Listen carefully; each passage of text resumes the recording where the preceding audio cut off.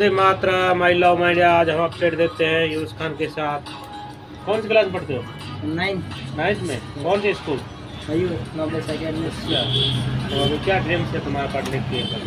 मैं बड़ा होके सर देश का नाम रोशन करना चाहता हूँ, इंजीनियर बन के। अच्छा, इंजीनियर बनना चाहते हो? क्या बनना चाहते हैं? इंजीनियर। अच्छा, कौन ही पता था बेटे जा।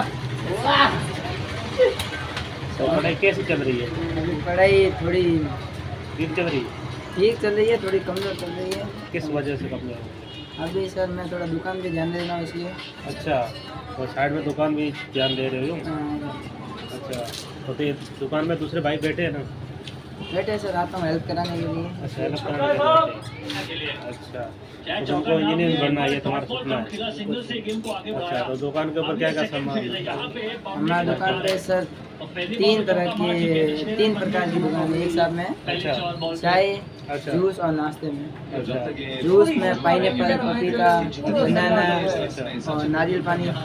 चाय में चाय, कच्चा दूध, कॉफ़ी और आदि।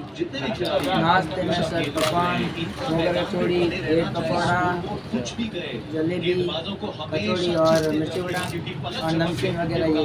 अच्छा। तो ये हम बात कर रहे थे यूनुस खान के साथ। हमारी बातचीत कैसी लगी, लाइक शेयर जरूर करें। ओपी इंटरनेट ऑफिशियल चैनल के ऊपर हम ऐसी अपडेट आपको देते रहते हैं।